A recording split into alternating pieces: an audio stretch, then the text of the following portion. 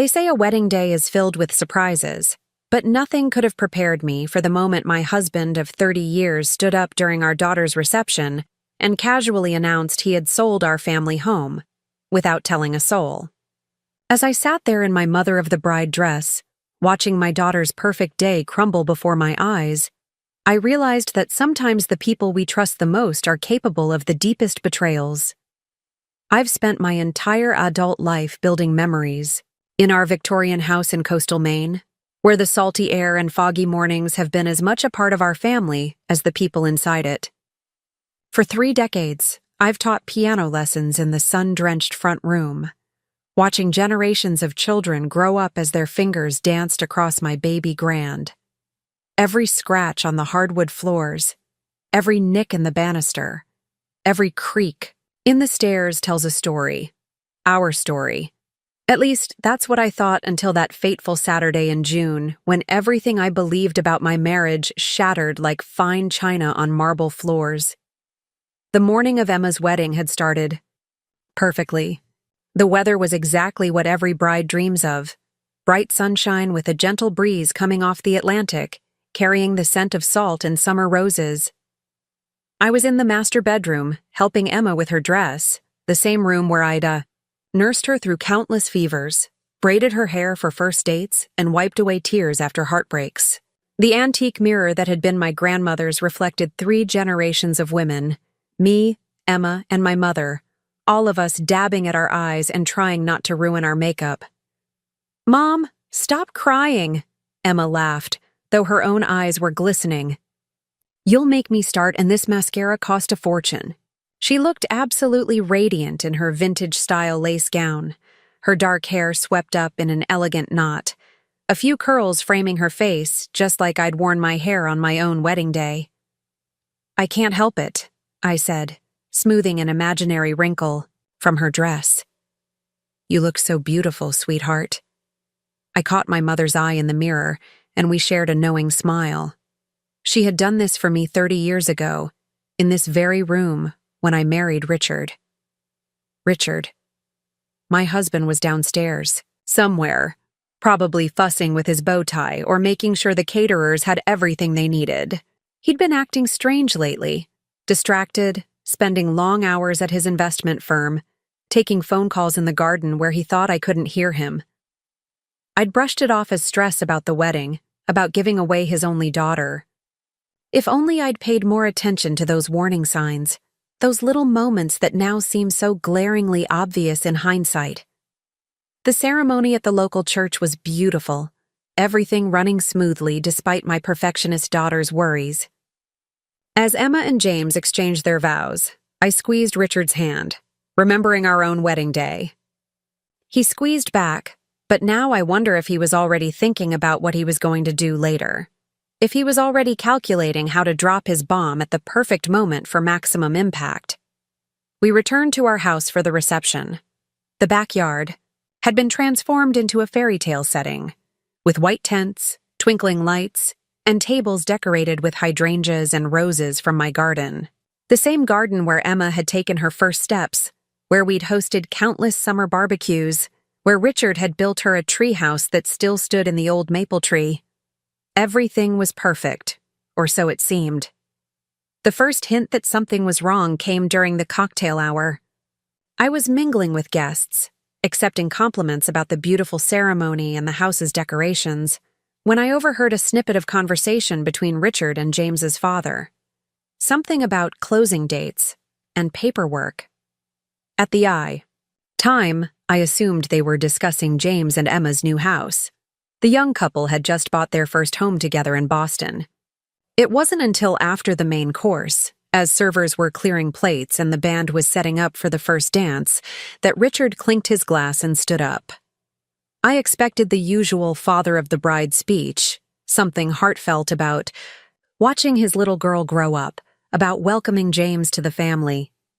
Instead, what came next would turn our perfect day into something from a nightmare. "I have an announcement to make," Richard said, his voice carrying across the tent. There was something in his tone that made my stomach clench, a note of forced cheerfulness that I'd learned to recognize over 30 years of marriage. As some of you know, I've been planning a surprise. Catherine, darling, I've sold the house. The world seemed to stop. For a moment, I thought I'd misheard him. Around me, the cheerful wedding chatter died away, replaced by a heavy silence broken only by the distant sound of waves against the shore. I stared at my husband, waiting for the punchline, for him to laugh and say it was all a joke. But his face remained fixed in that artificial smile, his eyes never quite meeting mine. "We close next week," he continued, as if he were announcing a vacation plan or a dinner reservation. "I've found us a beautiful condo in Florida. It's time for a change, a fresh start. No more New England winters, no more maintaining this old house. We can finally live the retirement life we've always talked about." Except we hadn't. We'd never talked about leaving Maine, about selling the house, about moving to Florida. I'd always imagined growing old here, watching our grandchildren play in the same garden where Emma had spent her childhood. The room started to spin slightly, the faces of our guests blurring together like a watercolor painting left out in the rain. I felt Emma's hand grip mine under the table. "Mom," she whispered, her voice trembling. "Did you know about this?" I couldn't speak, couldn't move, couldn't process what was happening. 30 years of marriage, and my husband had sold our home without a single word to me. The home where our daughter had grown up, the home where I'd built my business, my life, my identity. "A toast," Richard declared, raising his champagne glass, seemingly oblivious to the shock rippling through the tent. "To new beginnings." A few confused guests half-heartedly raised their glasses, but most sat in stunned silence, eyes darting between Richard and me. I could see James's parents exchanging worried glances. My mother, seated at the far end of the table, had her hand pressed to her mouth in horror. That's when Emma stood up, her wedding dress rustling like angry whispers. "How could you?" she demanded, her voice cutting through the awkward silence. "How could you do this today of all days? This is my wedding." Richard's smile faltered. "For the first time. Sweetheart, I thought it would be perfect timing. The whole family's here to celebrate new beginnings. Your new life with James, our new life in Florida. The house isn't just yours to sell." I finally found my voice, though it sounded strange and distant to my own ears. "My name is on the deed. I run my business from there. It's all been taken care of," Richard cut in smoothly, that artificial smile still plastered on his face. "I've had my lawyer handle everything. The paperwork just needs your signature. Trust me, Catherine, this is for the best." Trust him? The word echoed in my head like a cruel joke. How could I trust someone who had just pulled the rug out from under my entire life in front of 100 wedding guests? The band, who had been setting up for the first dance, stood awkwardly with their instruments, unsure whether to begin playing. The wedding planner hovered nearby, her clipboard clutched to her chest, looking desperately between Emma and me for some sign of what to do next. "I think," my mother's voice cut through the tension as she rose from her seat with the dignity of someone who had weathered many storms, "that this is a discussion best saved for another time. Today is Emma and James's day." But the damage was already done. The magical atmosphere of the wedding had evaporated like morning mist, replaced by a thick, uncomfortable tension. I could see guests whispering behind their hands, could feel their pitying glances. My daughter's perfect day had been hijacked by her father's bombshell, and there was nothing I could do to fix it. As the band finally began to play, trying desperately to salvage what was left of the celebration, I sat there in my carefully chosen mother-of-the-bride dress, feeling like I was watching someone else's life unravel. The house had been my anchor, my safe harbor in every storm.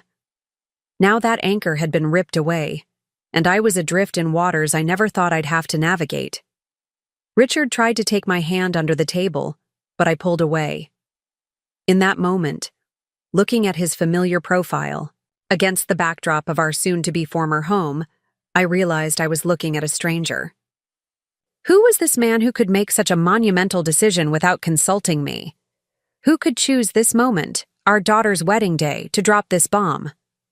The answer would come later, but for now, I had to somehow hold myself together. For Emma. For our guests. For the shreds of dignity I had left. But as I watched couples begin to drift onto the dance floor, as I saw Emma being led away by James, her shoulders shaking with barely contained emotion, I made a silent promise to myself. This wasn't over. Not by a long shot.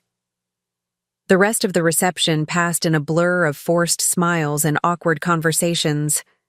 I went through the motions, cutting the cake, watching the father-daughter dance that now seemed like a cruel parody, accepting condolences, poorly disguised as congratulations from well-meaning guests, all while my mind raced, trying to piece together the puzzle of how this could have happened.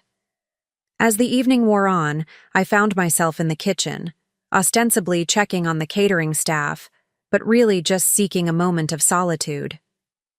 Through the window, I could see the party continuing in the backyard, the twinkling lights now seeming more mocking than magical. That's where Sarah, my best friend of 25 years, found me. "Kathy," she said softly, closing the kitchen door behind her. I just heard. I was in the bathroom during the announcement. She paused, then added, "I think I might know something." I turned to face her, my hands gripping the edge of the counter I'd picked out with Richard 15 years ago, during our kitchen renovation. "What do you mean?" Sarah glanced around, making sure we were alone. "Last week, I saw Richard having lunch with Jennifer Blake at the Marina restaurant." Jennifer Blake. The name hit me like a physical blow. She was one of Portland's most successful real estate agents, known for handling high-end properties and discreet sales. More importantly, she was Richard's ex-girlfriend from college, someone he'd sworn he hadn't spoken to in decades. They looked intimate, Sarah continued, clearly uncomfortable with the revelation. "I was going to tell you, but then with the wedding preparations and everything." She trailed off, wringing her hands. The pieces started falling into place. The late nights at the office, the secret phone calls, the mysterious meetings. Had Richard been planning this for weeks, months, years? And Jennifer, had she been involved in more than just the house sale? "I need to see his phone," I said, surprising myself with how calm I sounded. "And his laptop." Sarah raised an eyebrow. "You think?" "I don't know what to think anymore," I cut her off. "But I'm going to find out." Just then, Emma appeared in the doorway, her wedding dress slightly wilted from hours of celebrating, her eyes red-rimmed but fierce. "Mom," she said, "James and I want you to come stay with us in Boston, just until—" She couldn't finish the sentence. "Sweetheart, this is your honeymoon time. You should be." "Our honeymoon's already ruined," she said bluntly. "Dad made sure of that. Please, Mom. I don't want you here alone with him." I looked at my daughter, so strong, so determined, so much like me at her age, and felt a surge of maternal pride mixed with heartache. She shouldn't have to deal with this on her wedding day. She should be dancing with her new husband, not worrying about her mother's living situation. "I'll be fine," I assured her, crossing the kitchen to pull her into a hug. "I need to stay, here, at least for now. There are things I need to figure out." Over Emma's shoulder, I caught a glimpse of Richard through the window, chatting with James's parents as if nothing was wrong.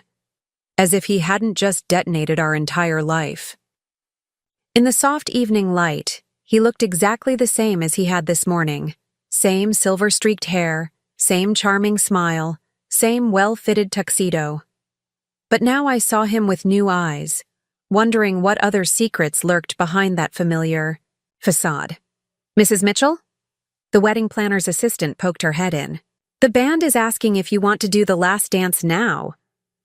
I straightened my spine, smoothed my dress. Yes, I said, summoning every ounce of dignity I possessed. Tell them to play the way we were. It seems appropriate. Sarah squeezed my hand. Emma looked like she wanted to object, but stayed silent. As I walked back out to the tent, I felt like an actress stepping onto a stage, playing the role of the happy mother of the bride one last time. But beneath that performance, my mind was already working, planning, calculating. First thing tomorrow, I would call my friend Lisa, who happened to be one of the best divorce attorneys in Portland. I would check our bank accounts, credit cards, investment portfolios. I would find out exactly what Richard had been up to with Jennifer Blake. But tonight, I would dance. I would smile. I would make sure that what was left of my daughter's wedding wasn't completely overshadowed by her father's betrayal. As the opening notes of the song filled the tent, Richard approached me, hand extended, that same artificial smile still in place. "Shall we, darling?" I took his hand, noting how familiar it felt in mine after 30 years. How many secrets had these hands been keeping from me? As we began to move across the dance floor, I leaned close to his ear and whispered, "You have no idea what you've just started." I felt him stiffen slightly, his step faltering for just a moment. Good. Let him worry. Let him wonder what I knew, what I suspected, what I planned to do. Because one thing was certain. Richard might have sold our house without my knowledge, but he was about to learn that he'd married a woman who didn't take betrayal lightly. The morning after the wedding dawned gray and misty, fitting my mood perfectly. I'd barely slept, spending most of the night in my piano room, running my fingers over the keys without playing, not wanting to wake Richard, who was sleeping in our bedroom. Or at least pretending to. The same bedroom where just yesterday morning I'd helped Emma get ready for her wedding, blissfully unaware that my life was about to implode. I waited until I heard Richard's shower running before making my move. His laptop was in his study, where he'd been spending increasingly long hours lately. I knew his password, or at least I thought I did. After 3 failed attempts, I realized he'd changed it. When had that happened? How long had he been keeping secrets? But I hadn't spent 30 years managing a household without learning a few tricks.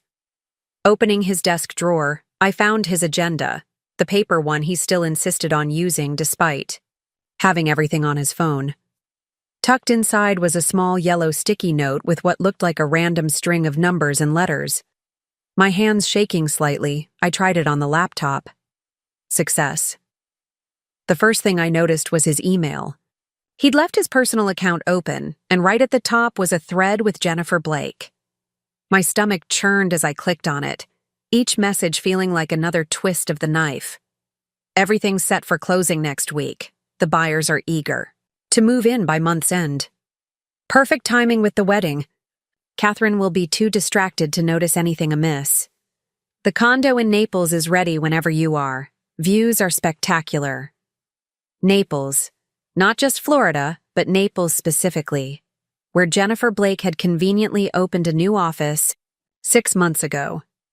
The pieces were falling into place with sickening clarity. I heard the shower stop and quickly forwarded the entire email thread to myself, along with any other suspicious-looking correspondence I could find. Then I cleared the browser history and shut down the laptop, my heart pounding. By the time Richard came downstairs, dressed in his casual Sunday best as if nothing had happened, I was sitting at the kitchen island, calmly sipping coffee and scrolling through my phone. "Good morning, darling," he said, his voice artificially bright. "Quite a party last night, wasn't it?" I looked up at him, this man I thought I knew better than myself, and felt a chill run down my spine. How long had he been planning this? How many mornings had he sat here, drinking coffee with me, all while orchestrating the destruction of our life together? "Lisa Carlton called," I said casually, watching his reaction. "She's free for lunch today." The coffee pot paused midway. To his cup. Lisa's reputation as a divorce attorney was well known in our social circle. "Why would you be having lunch with Lisa?" he asked, trying and failing to keep his tone light. "Oh, I think you know exactly why, Richard." I stood up, pushing my untouched coffee away. "By the way, how's Jennifer Blake these days? Still enjoying her new office in Naples?" The color drained from his face so quickly I thought he might faint. "Catherine, it's not what you think." "Really?" "Because I think you've been planning to sell our home and move to Florida with your college sweetheart for months now. I think you chose our daughter's wedding day to announce it because you thought I wouldn't make a scene. I think you've been lying to me for so long that you've forgotten what the truth feels like." "That's ridiculous," he sputtered, but his eyes darted away from mine. "Jennifer's just handling the sale. She got us an excellent price." "Save it," I cut him off. "I saw the emails, Richard. All of them." He set his coffee cup down with a clatter, coffee sloshing over the rim onto the pristine granite countertop. "You went through my laptop? That's private?"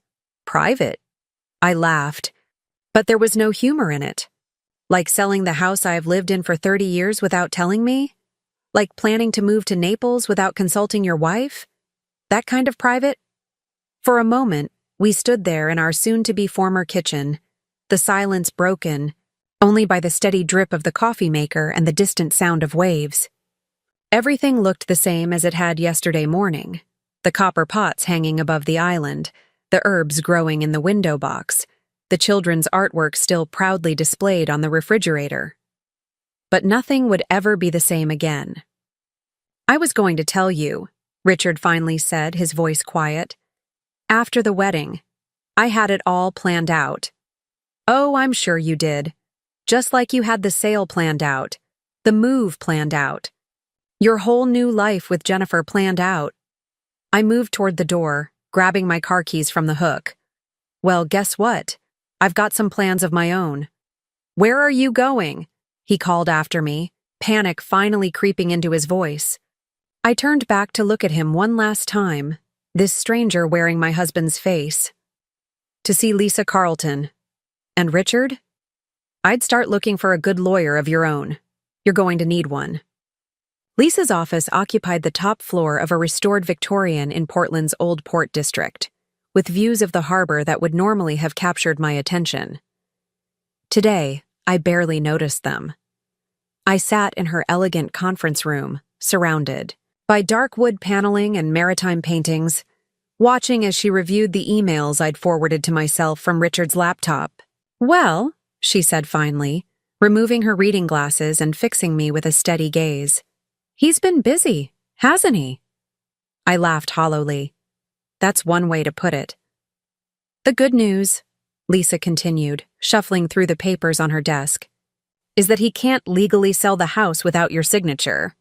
The bad news is that this goes deeper than just the house." My stomach clenched. "What do you mean?" Lisa pulled up something on her computer, turning the screen so I could see it. "One of my paralegals did some quick research. 3 months ago, Richard incorporated a new company in Florida. 2 weeks later, a property management LLC was registered in Naples under Jennifer Blake's name. Care to guess who the silent partner is?" I felt the blood drain from my face. "Richard?" "Got it in one." Lisa leaned back in her chair. "They've been buying up luxury condos along the Gulf Coast. 5 properties so far, all purchased within the last 2 months. The down payments came from somewhere, and I'm willing to bet if we dig into your joint accounts, we'll find some interesting transactions." My hands began to shake. I'd been so focused on the house, on the betrayal of his planned move to Florida, that I hadn't even considered the possibility of financial infidelity. How much are we talking about?" Lisa's expression softened.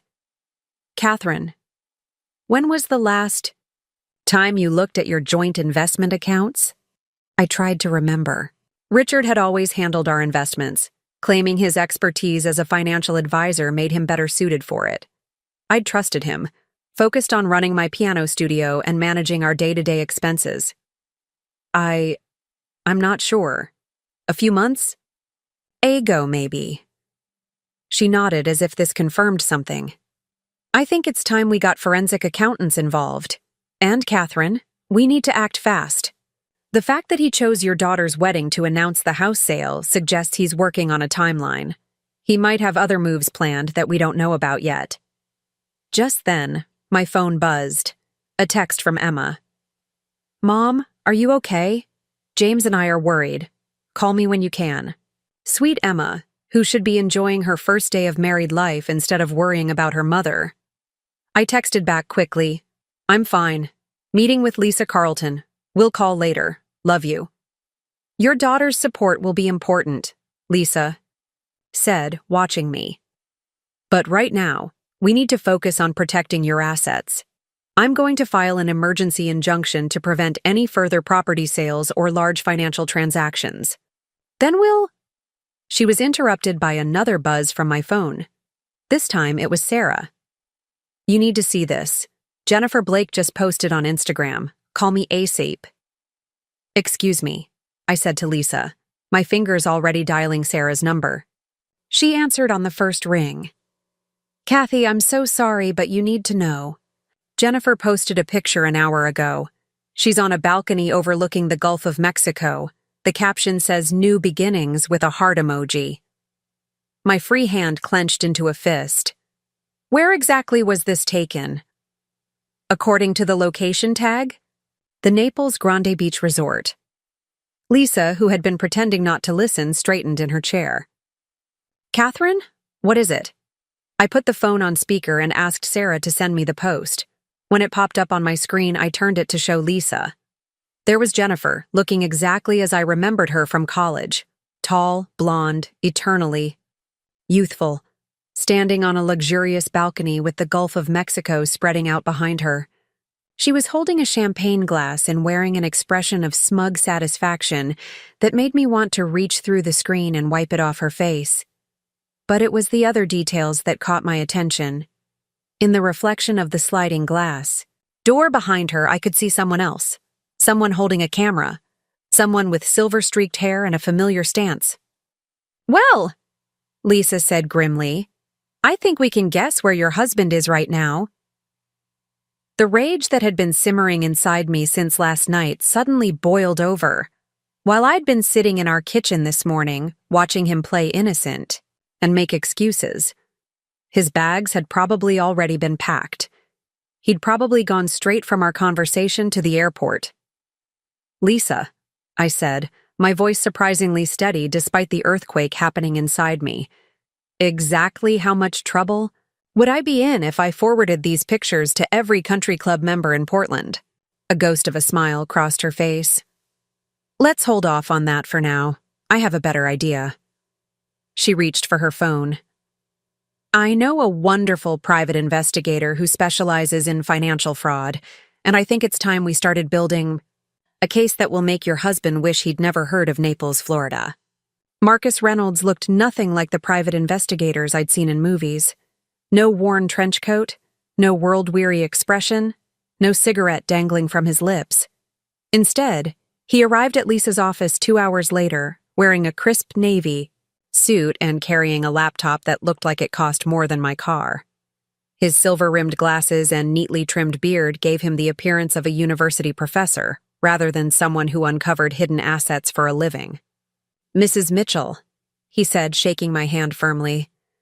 I've already started preliminary research based on what Lisa told me. You might want to sit down for this. I sank into one of Lisa's leather chairs, gripping the armrests. How bad is it? Marcus opened his laptop, pulling up a series of spreadsheets and documents. Over the past 6 months, your husband has systematically moved money from your joint investment accounts into a series of shell companies. The property management LLC with Jennifer Blake is just the tip of the iceberg. He turned the screen toward me, pointing out transaction after transaction. See these transfers? Small enough to avoid immediate attention, but they add up. He's been moving money through at least 3 different offshore accounts, then filtering it back into the United States through the Florida corporations. How much? I barely recognized my own voice. Marcus glanced at Lisa before answering. Based on what we've traced so far, just over $2 million. The room started spinning. $2 million. Our retirement savings, our investment portfolio, the money we'd set aside for Emma's future children's college funds, all gone. But that's not all, Marcus continued, his voice gentle but firm. The house sale? The buyers are another shell. Company ultimately controlled by Jennifer Blake's property management firm. They're planning to flip it for a significant profit. Your husband's been orchestrating both sides of the transaction. Lisa leaned forward. Which means we can prove fraud. The sale price is well below market value.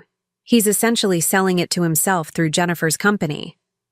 I thought about my piano studio, about the generations of students who'd learned to play in that sun-drenched room, about the garden I'd tended for 3 decades, about the memories soaked into every wall and floorboard. Can we stop the sale? Already done, Lisa said with satisfaction. I filed the emergency injunction an hour ago. Richard can't move forward with the sale, and he can't access any of your joint accounts or assets. My phone buzzed again. Another text from Emma. Mom, Dad's not answering his phone. James's parents are asking what's going on. Should I tell them anything? Sweet, protective Emma, still trying to manage the fallout from her ruined wedding day. I texted back, tell them the truth.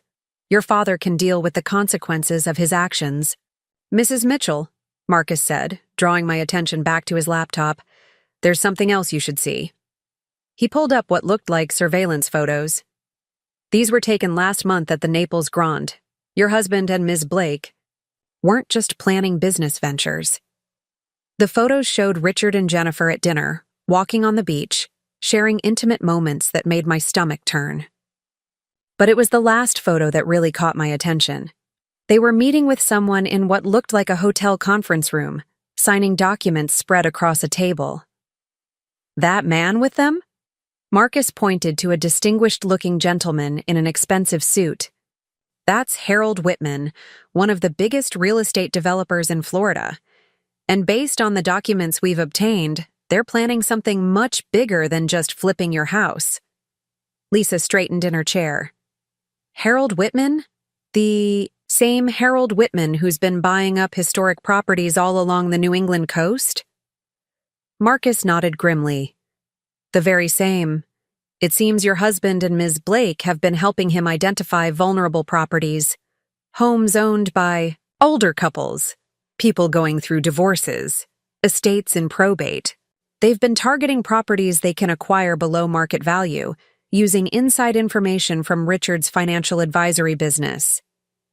The implications hit me like a physical blow. Richard hadn't just betrayed me, he'd betrayed his clients. People who trusted him with their life savings and financial futures. How many other families had he helped destroy? We need to contact the Securities and Exchange Commission, Lisa said, already reaching for her phone. This goes way beyond divorce proceedings now. We're looking at securities fraud, wire fraud, possibly even RICO violations. Wait, I said, holding up a hand. An idea was forming in my mind. Before we go to the SEC, I want to know everything. Every property they're targeting, every client they've scammed, every dollar they've stolen. And I want to know exactly when they're planning to meet Harold Whitman again. Marcus raised an eyebrow. Why? A cold smile spread across my face. Because Richard and Jennifer aren't the only ones who can plan a surprise announcement at a public event. And I think it's time we showed them exactly who they're dealing with. The next 48 hours passed in a whirlwind of activity. Marcus's investigation revealed a pattern of deception so elaborate it made my head spin. Richard hadn't just been planning to sell our house. He and Jennifer had been systematically targeting properties all along the Maine coast, using information from Richard's client files to identify vulnerable homeowners. I sat at my kitchen table, surrounded by documents and laptop screens, as Marcus walked me through their scheme. See these properties? He pointed to red pins on a digital map of the coastline, all owned by Richard's clients, all recently widowed, or going through divorces, all approached by Jennifer's company with too good to refuse offers. Sarah arrived with coffee and sandwiches, taking in the war room our kitchen had become. "I've been asking around at the club," she said, setting down the food. "You're not going to believe what I found out." I looked up from a particularly disturbing spreadsheet. "What?" "Remember that charity gala Jennifer chaired last spring? The one for historic preservation?" Sarah's eyes glittered with righteous anger. "It wasn't just a fundraiser. They were using it to identify potential targets, older homes, especially ones owned by elderly couples or people in financial distress." The memory hit me like a punch to the gut. Richard had insisted we attend that gala, even though I'd wanted to stay home and prepare for a student recital. He'd worked the room all evening, introducing Jennifer to our friends and neighbors, presenting her as a passionate advocate for historic preservation. "The ultimate con," Marcus muttered, adding more pins to his map. "Use a preservation charity as cover while plotting to flip historic properties for commercial development." My phone buzzed. Emma again. "Mom, Dad just called. He's acting like nothing's wrong, asking about our honeymoon plans. What should I tell him?" I thought carefully before responding. "Tell him you're too busy to talk. We don't want him suspicious." Lisa had brought in a forensic accountant who was tracing the money through a maze of offshore accounts and shell companies. The numbers were staggering. Richard and Jennifer hadn't just stolen from me. They'd been skimming from Richard's investment clients for months, using the money to fund their real estate schemes. "The Whitman connection is key," Marcus said, pulling up surveillance photos from Naples. "He's planning to announce a major development project next week, a chain of luxury resorts all along the New England coast. Your house was supposed to be one of the first properties." I stared at the photos, at Richard and Jennifer cozied, up to the distinguished Harold Whitman, champagne glasses in hand. "When exactly is this announcement?" "Thursday evening, big charity event at the Naples Grand. Whitman's using it to unveil his vision for historic preservation. That's what they're calling this development scheme." Marcus's lip curled in disgust. Sarah, who'd been quietly observing, suddenly sat up straighter. "Thursday? Isn't that the same night as the Portland Preservation Society's summer gala?" I felt a smile spread across my face. Not a nice one. "Yes, it is. And as a board member, I'm supposed to give a speech." Lisa, who'd been on the phone with her contacts at the SEC, hung up and joined our discussion. "Catherine, what are you thinking?" The plan was already forming in my mind. "Marcus, can you get me every detail about Whitman's announcement? Guest list, schedule, security arrangements, everything." He nodded. "Already on it. But what's the angle?" "Richard and Jennifer think they're going to blindside everyone with their big announcement. But what if we beat them to it?" I turned to Lisa. "How quickly can the SEC move once they have evidence?" "With what we've uncovered?" "Very quickly. But Catherine, if you're planning what I think you're planning, we need to be careful. These people are dangerous." I thought about my house, about my students, about all the other families Richard and his conspirators had targeted. They've been careful and quiet, working in the shadows. Well, I think it's time to shine a very bright light on everything they've been doing. Sarah grabbed my hand. "Whatever you're planning, I'm in." Marcus closed his laptop with a decisive click. "Me too. But we'll need help." I picked up my phone, scrolling through my contacts. Emma's new father-in-law is the editor of the Portland Press-Herald, and I believe Harold Whitman's ex-wife is still on the board of the Preservation Society. I looked up at my co-conspirators. "How do you all feel about attending a gala?" As we began to plot, I felt something I hadn't experienced since Richard's announcement at the wedding: hope.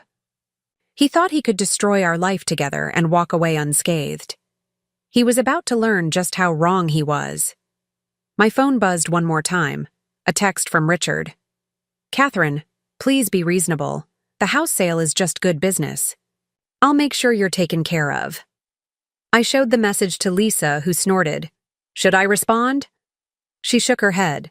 Let him think he's winning. Thursday night, he'll find out exactly what good business looks like. The next 3 days were a masterclass in covert operations. While Richard and Jennifer prepared for their grand announcement in Naples, we orchestrated our own carefully choreographed performance. Emma's father-in-law, David Henderson, proved to be an invaluable ally. As editor of the Portland Press Herald, he had connections with every major news outlet in New England. The story's too big for just local coverage, he said during our strategy session in his office. I've got reporters from the Boston Globe and the New York Times interested. They're particularly keen on the charity angle, using a preservation society as cover for commercial development. That's going to make waves. Marcus had been working around the clock, building an airtight case. We've identified 15 properties so far, he reported, spreading photographs across David's desk.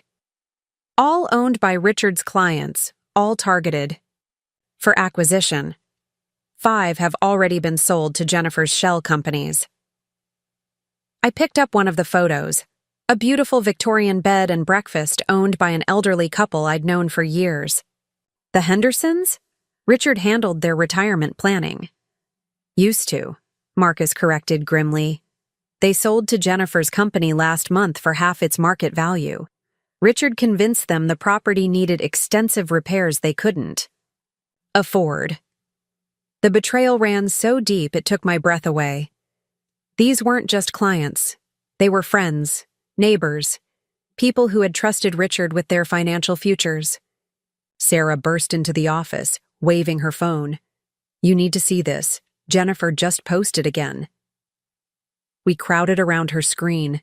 There was Jennifer, posed in front of a poster announcing the New England Heritage Resort Initiative. The caption, read, "Can't wait to share our vision for preserving coastal history while creating luxury experiences. Thursday night's going to be unforgettable." Oh, it certainly will be, I murmured. Lisa arrived with more ammunition. The SEC is ready to move. They've been building their own case against Whitman for months. This will give them everything they need. I turned to David. How many cameras can you get at the Portland Gala? He smiled. How many do you want? The plan was coming together, but there was one piece still missing. I needed to make sure Richard and his conspirators wouldn't suspect anything until it was too late. That meant maintaining the illusion that I was exactly where they expected me to be. Devastated, defeated, and definitely not a threat. I picked up my phone and for the first time since the wedding called Richard. He answered on the first ring. Catherine, I've been trying to reach you. Save it. I cut him off, making sure my voice trembled slightly. I'm calling about the house. When do you need my signature? I could practically hear him trying to contain his excitement. The buyers are eager to close next week. If you could just come to the office tomorrow. I can't, I interrupted. I have the Preservation Society Gala on Thursday. I have to give a speech. I let my voice break. Probably my last one, since I won't be a board member anymore once we lose the house. Catherine, his voice oozed false sympathy. I know this is hard, but change can be good. You'll see. Once everything's settled. I have to go, I said abruptly. Just have your lawyer send the papers to Lisa. I hung up and looked at my co-conspirators. He bought it? Marcus nodded approvingly. The speech angle was a nice touch.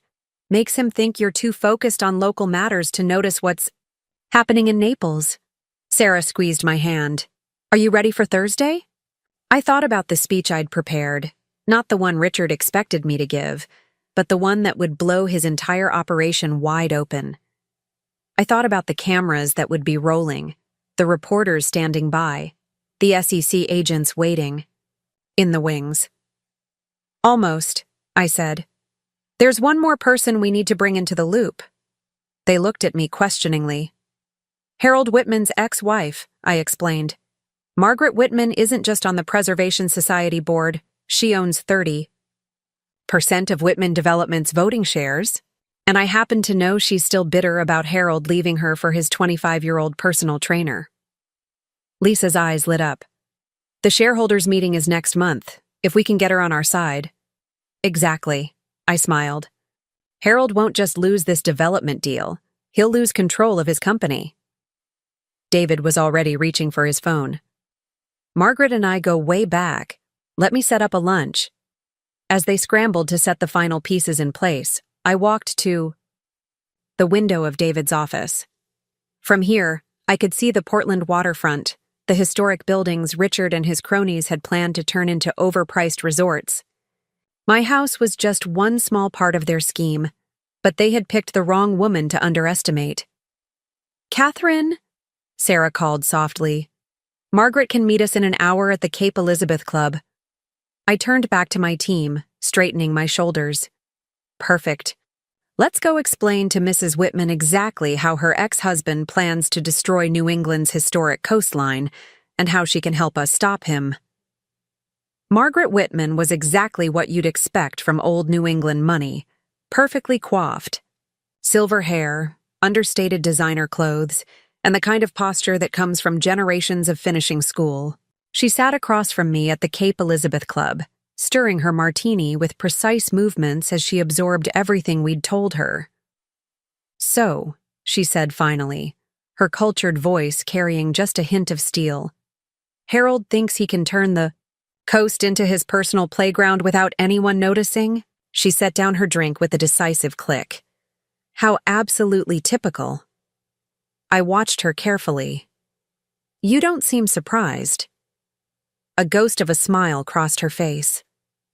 My dear, I was married to Harold for 30 years. The only surprising thing is that he thinks he can pull this off without me finding out. She turned to Marcus. Show me those property documents again. As Marcus spread out the evidence on the private dining room table, Margaret's expression grew increasingly thunderous. The Henderson property? And the old Mason place? She shook her head. Those houses have been in local families for generations. That's not even the worst of it, Sarah added, pulling up Jennifer's Instagram feed.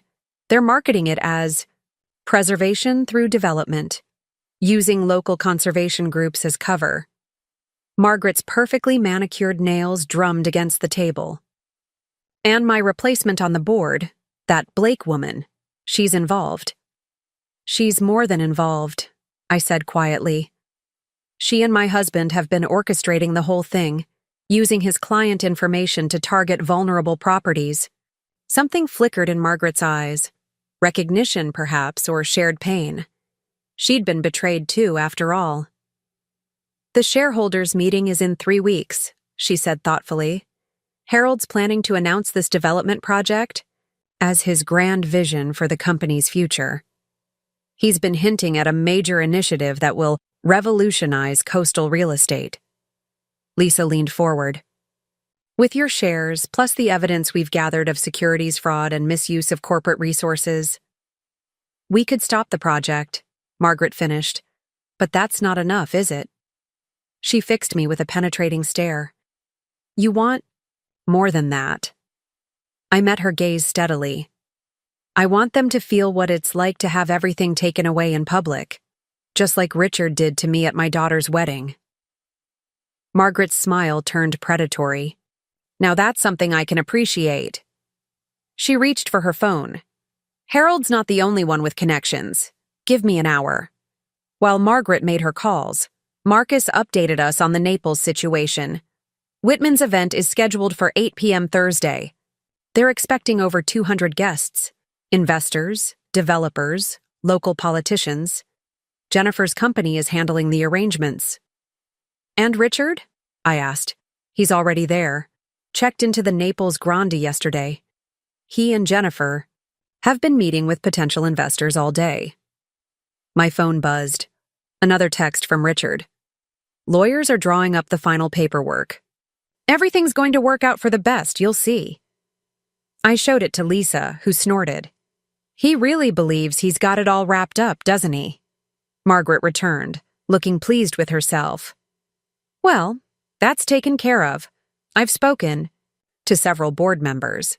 They're concerned about Harold's recent decision-making, particularly after I mentioned certain irregularities in the company's property acquisitions. How concerned? Lisa asked. Concerned enough to call an emergency board meeting for Friday morning. Margaret's smile was arctic. The day after his big announcement. Sarah's phone pinged. She glanced at it and grinned. Jennifer just posted again. They're doing a press preview tomorrow morning. Can't wait to share our vision for the future of New England's coast. The future of New England's coast, Margaret repeated softly. You know, Harold used those exact words when he was convincing the board to approve his initial property acquisitions. He never could come up with his own material. I looked around at these women, Margaret with her old money influence, Sarah with her social network connections, Lisa with her legal expertise, and felt a surge of gratitude. None of them had hesitated to help, to fight back against men who thought they could take whatever they wanted. Tomorrow night, I said, Richard and his friends are going to learn a very expensive lesson about underestimating women like us. Margaret raised her martini glass. 2 expensive lessons. As we clinked glasses, my phone buzzed one final time. A message from Emma. Just saw Jennifer's post about the Naples announcement. Dad's really going through with this, isn't he? I typed back quickly. Don't worry, sweetheart. Everything's under control. Just make sure you're watching the Portland news tomorrow night. The Portland news? Sarah asked, reading over my shoulder. I smiled. Richard always did love being the center of attention. Tomorrow night he's going to get his wish, just not quite the way he planned. Margaret set down her glass and fixed me with a serious look. You realize, once we do this, there's no going back. Harold won't just be angry, he'll be desperate, and desperate men are dangerous. I know, I replied, thinking of the look in Richard's eyes when he'd announced selling our house, that mixture of triumph and contempt. But you know what's more dangerous than desperate men? What's that? Women who have nothing left to lose. The night before the gala, I couldn't sleep. I wandered through our house, my house, touching familiar surfaces, remembering. The kitchen where I'd taught Emma to bake cookies. The living room where Richard and I had spent countless evenings, planning our future. The piano room where I'd built my business, note by note, student by student. Everything looked exactly the same, yet everything had changed. My phone lit up with a text from Marcus. You need to see this. Turning on your laptop now. I hurried to my study, where my laptop screen flickered to life. Marcus had remote access to the security cameras at the Naples Grand, and there they were. Richard and Jennifer, dressed for dinner, looking cozy at the hotel's upscale restaurant. But it was their companion who caught my attention. Is that? I typed quickly. Gregory Sullivan, Marcus confirmed, head of the Maine State Banking Commission. My hands clenched into fists. Greg Sullivan had been at our house for dinner just last month, laughing at Richard's jokes, complimenting my cooking. Now here he was, deep in conversation with the man who'd betrayed me, betrayed all of us. How deep does this go? I wondered aloud. My phone rang. Lisa. Catherine? We have a problem. My stomach clenched. What kind of problem? Someone leaked tomorrow's guest list to Jennifer. She just posted about being sorry to miss seeing old friends at the Portland Gala, but promising exciting news from Naples. I closed my eyes, thinking fast. She's trying to get ahead of us. Make it look like their announcement was planned all along. That's not all, Lisa continued. Margaret just called.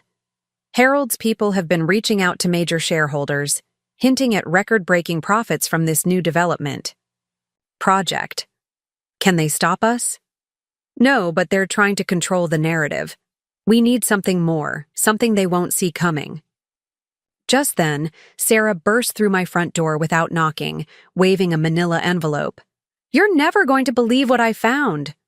She spread the contents across my kitchen table, old photographs, newspaper clippings, and what looked like letters. "Remember when you asked me to look into Jennifer's background? Well, I called my cousin who went to college with her."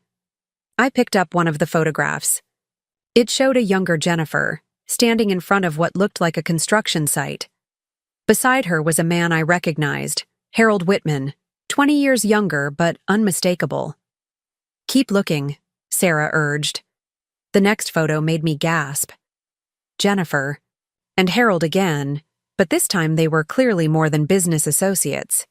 The date stamp showed it was taken 15 years ago, when Harold was still married to Margaret. "There's more," Sarah said grimly. "Letters, hotel receipts, even a private agreement about shares in his company. They've been involved for years, long before his divorce. And look at this." She pointed to a document. Jennifer's first real estate company, funded entirely by Whitman Development, through a series of shell corporations. My mind raced. So, when Harold left Margaret for his personal trainer. "It was a cover story," Sarah finished. "Jennifer was the real reason. They've been planning this for years, building her reputation in real estate, positioning her to handle these deals, and now they're using my husband to access local properties and connections," I finished. "Oh, Margaret is going to love this." I grabbed my phone, but Lisa stopped me. "Wait, we need to think about how to use this. If we play it wrong—" "I know exactly how to use it," I said, a plan forming in my mind. "Marcus, are you still there?" "Right here," his voice came through the laptop. "I need you to find everything you can about Jennifer's first real estate company. Every property, every transaction, every connection to Whitman Development. On it. But why? Because tomorrow night, we're not just going to expose their current scheme," I said, feeling a fierce satisfaction. "We're going to unravel 15 years of carefully constructed lies." Sarah's eyes widened. "The personal trainer? Will probably be very interested to know she was just a distraction," I nodded. "And the shareholders? We'll want to know about 15 years of hidden transactions and conflicts of interest," Lisa finished, catching on. "Catherine, this is perfect. But are you sure you want to go this far? Once we do this—" "They didn't just try to take my house," I said quietly. "They've been stealing people's homes, destroying families, corrupting everything they touch. And they were going to use my daughter's wedding day to kick off their biggest scheme yet." I looked at the photo of Jennifer and Harold again. They wanted to play with real estate? Fine. Let's show them what it really feels like to lose everything they've built. My phone buzzed one last time. Richard, of course. "Catherine, I know change is hard, but tomorrow's going to be a great day for everyone. Trust me." I showed the message to Sarah and Lisa, who both snorted in disbelief. "Oh, it's definitely going to be a day to remember," I said softly. "Just not the way you think, darling. Not the way you think at all." The morning of the gala dawned bright and clear in Portland, while a quick check of the Naples weather showed thunderstorms moving in, a fitting metaphor for what was about to unfold. I sat at my vanity, applying makeup with careful precision, when my phone lit up with a series of rapid-fire messages. First, from Marcus. "Press conference starting in Naples. Streaming link sent." Then from Sarah. "Channel 6 confirmed for tonight. 3 cameras plus live feed." And finally, from Margaret. "Board members in position. Harold doesn't suspect a thing." I opened Marcus's link on my laptop, watching as Jennifer Blake stepped up to a podium at the Naples Grand. She looked polished and professional in a cream-colored suit, her blonde hair gleaming under the lights. Richard stood slightly behind her, along with Harold Whitman and several other men in expensive suits. "Ladies and gentlemen," Jennifer began, her voice smooth as honey, "today marks the beginning of an exciting new chapter in coastal development." I listened with growing anger as she outlined their vision.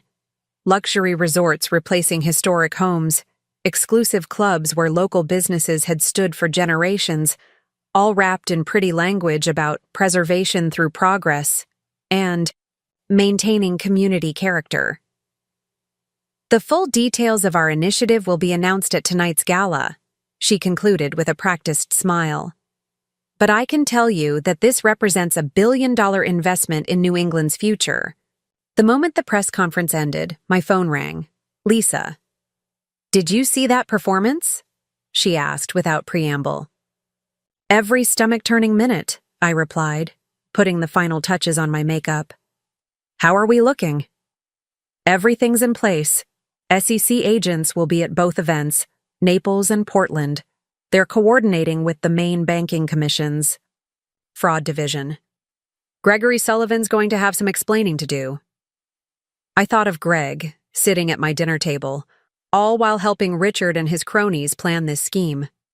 Good. "Margaret's been brilliant," Lisa continued. "She's got the board eating out of her hand. The shareholders are already nervous about some of the numbers not adding up." A text popped up from Emma.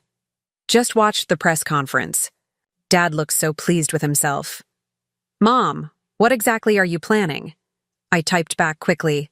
"Just make sure you're watching Portland local news at 8 p.m. sharp." The doorbell rang. Sarah, right on time with coffee and bagels. She bustled into my bedroom, already dressed for the gala in a sleek black dress. "You'll never believe what Jennifer just posted," she said, handing me a coffee. "Look." I checked. Her phone. There was Jennifer, posed in front of a mirror in what was clearly a luxury hotel suite. Her caption read, "Getting ready for tonight's big announcement. Wish I could be in 2 places at once. Missing all my Portland friends." "She thinks she's so clever," Sarah muttered, trying to make it look like she has nothing to hide. "Oh, she has plenty to hide," I said, picking up a stack of documents from my dresser. "And in about 10 hours, everyone's going to know exactly what that is." Just then, my laptop pinged with an email from Marcus.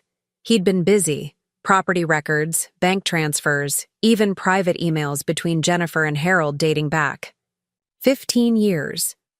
The web of deception was breathtaking in its complexity. "And these are just the records we could access legally," his note read. "Imagine what the SEC's forensic team will find once they start digging deeper." My phone buzzed again. Richard. I almost ignored it, but something made me look. "Darling, I know you're probably still upset about the house, but after tonight's announcement, you'll understand why this was all necessary. This is bigger than just us." I showed the message to Sarah, who made a disgusted noise. "He really believes he's the hero of this story, doesn't he?" "You know what the funny thing is?" I said, standing up to slip into my gala dress, midnight blue, elegant, perfect for making an unforgettable impression. "He's right about one thing. This is bigger than just us. That's exactly why we have to stop them." My phone lit up again. David Henderson this time. "Press packets ready. Reporters briefed. You're sure about the timing?" "Absolutely," I replied. "The moment Jennifer and Richard start their announcement in Naples, we go live in Portland. I want them to see everything fall apart in real time." Sarah helped me fasten my necklace, my grandmother's pearls, the ones I'd worn at my wedding. "Are you nervous?" I met my reflection's eyes in the mirror. "No," I realized. "For the first time since the wedding, I feel completely certain about what I'm doing." Lisa arrived just then, carrying garment bags with our backup outfits. "Car's ready. Margaret just texted. She's already at the venue, overseeing the final preparations." I took one last look around my bedroom, remembering all the mornings I'd spent here with Richard, planning our days, sharing our dreams. Tonight, I'd bring all his new dreams crashing down. But first I had a speech to give, just not the one he was expecting. "Ladies," I said, picking up my clutch, which contained copies of all our evidence. "Shall we go make some history?" Sarah grinned. "Let's go show them what happens when—" "You underestimate the wrong women." As we walked out to the waiting car, I felt a strange sense of calm. In Naples, Richard and Jennifer were probably congratulating themselves on their brilliant plan. In a few hours, they'd learn just how badly they'd miscalculated. The Portland Historical Society's annual gala was always an elegant affair, but this year they'd outdone themselves. The restored Victorian mansion that served as their headquarters was transformed, strings of lights turning the gardens into a fairyland, while inside, the grand ballroom sparkled with crystal and silver. "Channel 6 is set up in the library," Sarah whispered as we entered. "They're doing some preliminary interviews now, but they're ready to go live the moment you give the signal." I nodded, scanning the room. Already, Portland's elite were gathering. Old money families in designer clothes, local politicians working the crowd, real estate developers eyeing the historic architecture. How many of them, I wondered, were part of Richard and Harold's scheme? Margaret appeared at my elbow, resplendent in emerald green. "Harold just called," she murmured. "Wanted to know why I wasn't in Naples for their historic announcement. I told him I couldn't possibly miss my duties here." Her smile was razor-sharp. "He actually bought it." My phone buzzed with updates from Marcus, who was monitoring. The Naples event. Room filling up. Jennifer working the crowd, Richard looking smug, SEC agents in position. Lisa joined us, champagne glasses in hand. "Everything's ready. The moment you start your speech, the SEC moves in Naples. The press releases go out simultaneously, and the board members are ready to call for an emergency vote first thing." "Tomorrow morning," Margaret finished. "Harold won't know what hit him." I checked my phone one last time. A message from Emma made me smile. "James's whole family is gathered around the TV. Dad has no idea we're about to watch his world implode." "Mrs. Mitchell?" The Historical Society's chairman approached, beaming. "We're about to begin. Are you ready for your speech?" "More than ready," I assured him, patting my clutch where my real speech waited, not the bland remarks about historic preservation he was expecting. As I made my way to the podium, I caught fragments of conversation from the crowd. "Did you see the press conference from Naples? Whitman Development's big announcement. Jennifer Blake's really made a name for herself." If they only knew. The chairman tapped his glass for attention. "Ladies and gentlemen, welcome to the Portland Historical Society's annual gala. Before we begin tonight's festivities, I'd like to introduce our speaker, Mrs. Catherine Mitchell, who has been a tireless advocate for historic preservation." I took my place at the podium, looking out over the sea of familiar faces. How many of them had known about Richard's plans? How many had kept quiet, thinking they might profit from the scheme? "Thank you," I began, my voice steady. "You know, I've been thinking a lot about preservation lately, about what we choose to protect and what we allow to be destroyed." I could see Sarah positioning herself near the library doors, where the TV cameras waited. Margaret had moved to stand beside the major shareholders she'd quietly briefed. Lisa stood ready with her phone, waiting to give the signal that would set everything in motion. "My husband recently told me that change is inevitable," I continued. "That progress can't be stopped. He said this, interestingly enough, right after announcing at our daughter's wedding that he'd sold our historic home without consulting me." A murmur ran through the crowd. This wasn't the speech they'd been expecting. But what my husband failed to understand is that true preservation isn't just about buildings. It's about integrity. It's about truth. And sometimes, to preserve what matters most, we have to expose what others would prefer to keep hidden. I nodded to Sarah, who opened the library doors. The TV cameras rolled in, red lights blinking. Ladies and gentlemen, I said, my voice carrying clearly through the sudden hush. I'm afraid this won't be the speech you were expecting. Instead, I'm going to tell you a story about greed, betrayal, and corruption that goes straight to the heart of Maine's historic preservation community. My phone lit up. Marcus.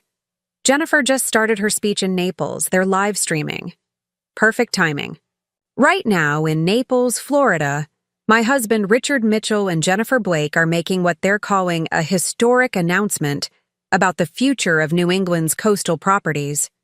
They're promising luxury resorts, exclusive developments, and what they call preservation through progress. I pulled out the first document from my clutch. What they're not telling you is how they plan to acquire these properties. They're not mentioning the elderly homeowners they've deceived, the families they've manipulated, or the 15-year conspiracy that brings us to this moment. The room was absolutely silent now, all eyes fixed on me. Through the cameras, I knew my words were reaching a much larger audience. And in Naples, Richard and Jennifer were about to have their perfect moment shattered. So let me tell you what's really been happening in our community, I said, my voice hard as steel. And let me show you exactly what preservation through progress really means to the people behind Whitman Development's grand vision. The trap was set. The cameras were rolling. And in 2 cities, the truth was about to explode like a bomb, destroying everything Richard and his conspirators had built on their foundation of lies. Let's start with this, I said, holding up the first photograph, Jennifer and Harold from 15 years ago. The image appeared on screens around the room, cameras zooming in tight. This was taken in 2009, when Harold Whitman was still married to Margaret Whitman, and Jennifer Blake was supposedly just a promising young real estate agent. A gasp went through the crowd. Margaret, right on cue, stepped forward, her voice carrying clearly. While my husband was claiming to be involved with his personal trainer, he was actually funding Ms. Blake's first real estate company through a series of shell corporations designed to hide their relationship. My phone buzzed. Marcus? Sending updates from Naples. Jennifer just stumbled over her speech. They've seen the Portland broadcast. Good. But this isn't just about a hidden affair, I continued, my voice steady. This is about a systematic conspiracy to defraud homeowners, manipulate property values, and destroy historic communities for profit. I pulled out the next set of documents, and the screens filled with transaction records, bank transfers, emails. Over the past 6 months alone, Richard Mitchell has used his position as a financial advisor to identify vulnerable properties. Elderly clients facing medical bills, families dealing with divorce or death, people who trusted him with their financial futures. The murmuring in the room grew louder. I could see several of Richard's clients in the crowd, their faces shifting from confusion to anger as they recognized their own properties in the documentation. Meanwhile, Jennifer Blake's company, funded by Whitman Development, has been approaching these same clients, offering to save them with below-market purchases. What they didn't know was that these properties were already slated for development as part of a massive luxury resort project. Another update from Marcus. SEC moving in. Richard trying to leave the podium. Jennifer looks like she's going to be sick. I clicked to the next slide, a map of the Maine coast, red pins marking all the targeted properties. This isn't preservation. This is predation. And it goes all the way to the top of our state's regulatory system. Right on cue, the doors opened, and 2 FBI agents entered, flanking Gregory Sullivan from the Banking Commission. The crowd parted as they led him out, cameras following every step. Mr. Sullivan has been kind enough to provide state regulators with a full confession, I announced, watching the color drain from several developers' faces.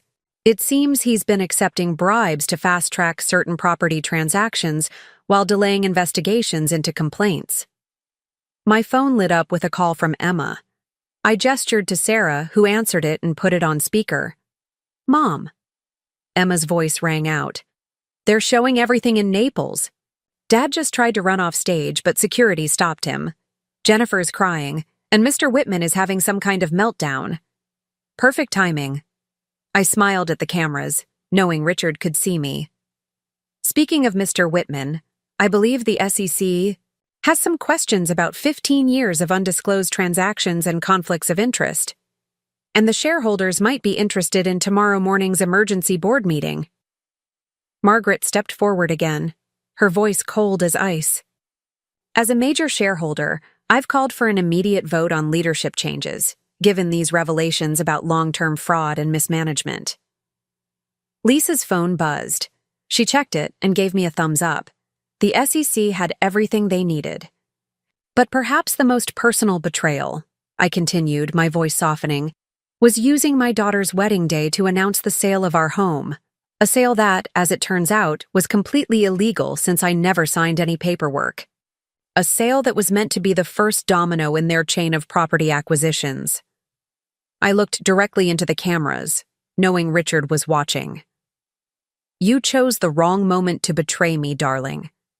And you chose the wrong woman to underestimate. The room erupted in chaos as federal agents began moving through the crowd, approaching specific developers and business owners. Margaret was surrounded by shareholders, all demanding immediate action.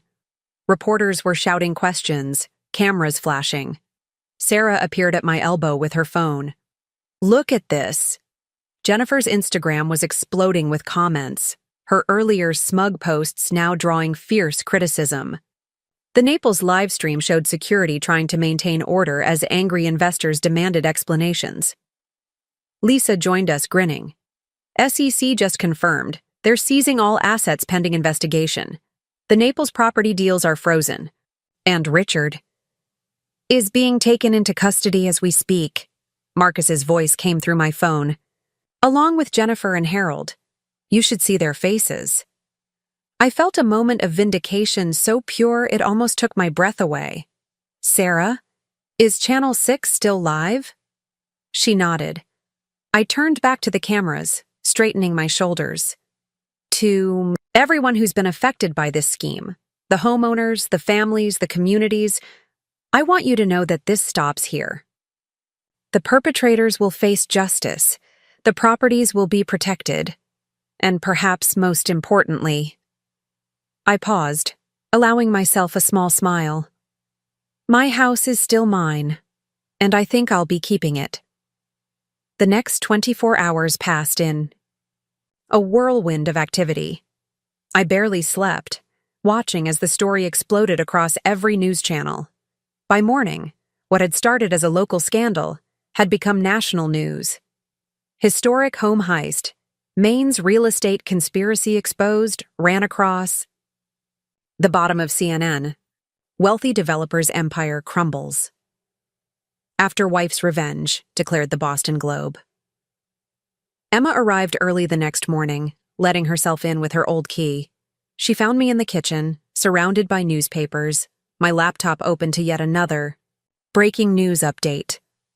Mom, she said softly, wrapping her arms around me. You did it.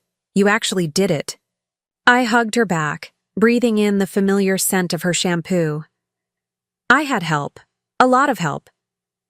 James's father says the story's going viral. Every news outlet in the country wants an interview. She pulled back, studying my face. Have you heard from Dad? I shook my head. His lawyer called. Apparently they're trying to work out some kind of plea deal with the SEC, but Richard... I paused, still finding it strange to say his name.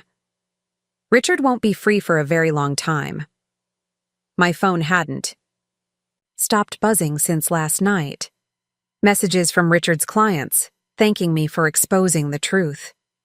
Calls from other financial advisors, revealing similar schemes they'd witnessed. Texts from old friends, expressing support or sharing their own stories of betrayal and redemption.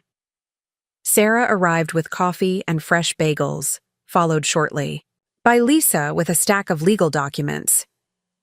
The emergency board meeting just ended, Lisa announced, spreading papers across my kitchen table. Margaret's coup was successful. Harold's out as CEO, and the board's cooperating fully with the investigation. Jennifer's been posting again, Sarah added, pulling up Instagram on her phone. Gone were the smug selfies and luxury lifestyle shots. Instead, there was a single black square with a typed message. In light of recent events, I will be stepping back from public life to address certain legal matters. I ask for privacy during this difficult time. Privacy? I snorted. Like, the privacy they gave me when Richard announced selling our house at Emma's wedding. Emma squeezed my hand. About the wedding. James and I were talking. We want to have another reception. A real one, here at the house, to replace the memories of that day with better ones. Before I could respond, Marcus burst through the door, laptop in hand. You need to see this. They just released Richard's booking photo. We crowded around the screen. There was my husband of 30 years, looking disheveled and desperate. His silver hair a mess, his eyes wild. The man who'd stood so proudly at our daughter's wedding, thinking he was about to pull off the perfect crime, now reduced to a common criminal in an orange jumpsuit. The FBI's investigation is expanding, Marcus continued. They're looking into similar schemes in other states. Apparently, Whitman Development has been doing this for years, targeting historic properties, manipulating local officials, destroying communities for profit. What about the other homeowners? I asked. The ones who already sold? Lisa smiled. That's actually good news. Given the fraud involved, all those sales can be challenged. Most of them will probably be reversed. And with the evidence of Richard's breach of fiduciary duty, his clients can sue for damages. Speaking of damages, Sarah interjected, have you seen the comments on the Historical Society's social media? People are calling you a hero. You've become some kind of folk champion for historic preservation. I laughed at that, but it was true. My phone was full of messages from preservation societies across the country, asking me to speak at their events. Local homeowners wanted my advice on protecting their properties. Someone had even started a hashtag, "Don't mess with history makers." Mrs. Mitchell? A young reporter from the Portland Press-Herald stood in my doorway. I hadn't even heard the door open. I'm sorry to interrupt, but there's something you should know. We just got word from our Florida correspondent, Jennifer Blake. She's agreed to testify against Richard and Harold. She's turning over everything. Emails, contracts, recordings of meetings. She says she has evidence of crimes going back 15 years. I sat back, letting the news wash over me. Jennifer Blake, the other woman, the supposed mastermind, turning on her conspirators to save herself. It was almost poetic. Mom? Emma's voice brought me back to the present. Are you okay? I looked around my kitchen, in my house, where I'd raised my daughter and built my life. The morning sun streamed through the windows, catching the crystal wind chimes. I'd hung years ago, sending rainbow patterns dancing across the walls. You know what? I said slowly. I really am. For the first time since your wedding, I feel like I can breathe again. Sarah raised her coffee cup, to breathing, and to justice served. As we clinked cups, my phone buzzed one last time. A message from Margaret. Board meeting just ended. Harold's out. Company's in chaos. Shareholders are panicking. By the way, remember that personal trainer he supposedly left me for? Just gave an exclusive interview exposing how he paid her to play along with his cover story. Karma really is a beautiful thing, isn't it? I smiled, looking at the family photos still hanging on my walls, the piano visible through the doorway, the garden blooming outside my window. Richard had tried to take everything from me, but in the end, he'd lost everything instead. Sometimes I reflected, the best revenge isn't just exposing the truth, it's surviving, thriving, and keeping your home in spite of those who tried to steal it. A month after the gala, life had settled into a new normal, though normal looked very different than it had before. The media frenzy had finally begun to die down. but the ripple effects of our exposé continued to spread. Every day seemed to bring new revelations, more arrests, additional investigations. I was in my piano room, teaching 8-year-old Tommy Anderson his scales, when Sarah burst in waving her tablet. She caught herself when she saw I had a student, mouthing, "sorry," and retreating to the kitchen. After Tommy's lesson ended, I found her practically vibrating with excitement. "Have you checked your email?" she demanded. "The New York Times wants to do a feature story, not just about the scandal. They want to focus on the preservation angle. How one woman's stand against corruption helped save historic communities up and down the coast." I shook my head, smiling. Don't they have more important things to write about? Are you kidding? This story has everything. Corruption, revenge, romance, real estate. It's like a Hollywood movie. She paused. "Speaking of which, have you thought about the film rights? 3 production companies have reached out to Lisa." "Let's focus on reality for now," I said, though I had to admit the idea was amusing. "How did the board meeting go this morning?" Sarah's eyes lit up. Margaret was brilliant. She's completely restructured Whitman Development's leadership. They're rebranding as Heritage Coast Preservation, with a genuine commitment to protecting historic properties. And guess who she's naming as head of community outreach? Before I could answer, my phone rang. Emma. "Mom, you're not going to believe this," she said without preamble. "Dad's lawyer just called James's father. They're trying to work out a plea deal, but there's a problem." Apparently, Jennifer's testimony opened up so many new lines of investigation that the prosecutors aren't interested in making any deals. I sat down at my kitchen table, absorbing this. What kind of new investigations? Properties in other states, offshore accounts, political bribes. It's huge, Mom. They're saying it could be one of the biggest real estate fraud cases in New England history. Just then, Lisa walked in, carrying her usual stack of legal documents. "Speaking of fraud cases," she said, having obviously heard Emma on speaker, "we just got the final paperwork. The attempt to sell your house has been officially voided. Not that there was any doubt, but it's nice to have it in writing." I felt a weight lift from my shoulders that I hadn't even realized I was carrying. "So it's really over?" "The house part? Yes, the criminal cases? They're just getting started." Lisa spread some papers on the table. "The FBI's Financial Crimes Unit wants to interview you again. They're building a RICO case against Harold and his entire operation." My phone buzzed with a text from Marcus. "Just got access to Jennifer's private emails. You're going to want to see these. Coming over now."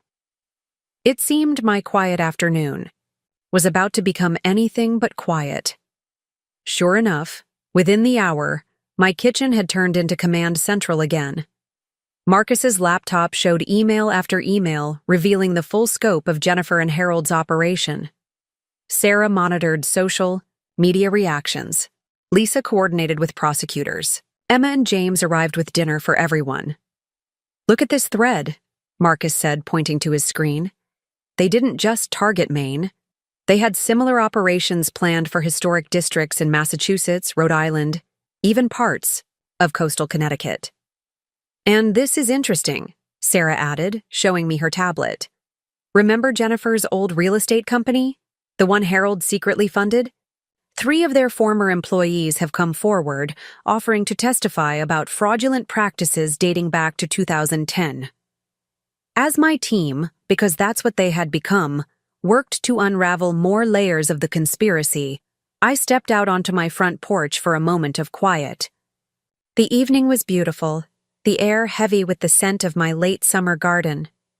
From inside, I could hear the murmur of voices, the occasional laugh, the sound of people working together to right a wrong. My phone buzzed one last time, a message from an unknown number. I opened it to find a short video clip. Richard, in his prison jumpsuit, being led into court for another hearing. He looked old, defeated. Nothing like the confident man who had stood up at our daughter's wedding to announce he'd sold our home. Mom? Emma had followed me outside. Are you okay? I showed her the video. She watched it silently, then took my hand. You know what's ironic? She said finally. Dad always said you were too focused on the past, too attached to this house and its history. But in the end, it was his actions that made history, just not the way he planned. I looked at our home, my home, with its wraparound porch and well-tended gardens, its walls full of memories both old and new. Through the windows, I could see my allies working to bring justice to others who had been wronged, using my story as a catalyst for change. Sometimes, I said, squeezing Emma's hand, the past is worth fighting for, especially when it helps protect other people's futures. Just as I finished speaking, Sarah burst through the front door, her face flushed with excitement. You need to see this, now. We followed her back into the kitchen, where Marcus was frantically typing on his laptop. I was going through Jennifer's older emails, he explained, and I found something strange. References to meetings from years ago, long before Richard was involved. What kind of meetings? Lisa asked, leaning over his shoulder. Look at these. Dates? Marcus pointed to his screen. 2008, 2007, even 2006. All involving property deals along the Maine coast. And look who was copied on every email. I gasped as I saw the name. Gregory Sullivan? But he wasn't even with the banking commission then. No, Marcus said grimly. He was working for a different organization entirely, one that supposedly exists to protect historic properties. The implications hit me like a thunderbolt. The Heritage Foundation? Lisa's eyes widened. The same foundation that's been certifying historic properties for tax credits all along the coast? The one that's been helping wealthy developers get approval for renovation projects that completely destroy historic buildings. Sarah finished. It's all connected. Emma, who had been quietly observing, suddenly spoke up. Mom, remember when Dad first joined the foundation's board? It was right after that big renovation project in Portsmouth failed. I did remember. Richard had been furious about that project being blocked by local preservationists. A month later, he'd been invited to join the Heritage Foundation's board, and suddenly all his development projects started sailing through approval. Marcus, I said, my voice tight with controlled anger, how deep does this go? He shook his dim head, still scrolling through emails. It's like a spider web. The Heritage Foundation, the Banking Commission, local zoning boards, they've all been working together for years. Your house wasn't just another property deal. It was going to be their showcase project, proving that even the most protected historic homes could be redeveloped. My phone rang. Margaret. Catherine, are you sitting down? Harold just tried to make a deal with prosecutors. He's offering to expose what he calls the entire preservation racket in exchange for leniency. How much does he know? I asked, though I was beginning to suspect the answer. Everything, Margaret replied. He's been collecting evidence for years, apparently. Insurance against his partners ever turning on him. Documents, recordings, photographs, decades of corruption involving some of New England's most prominent families.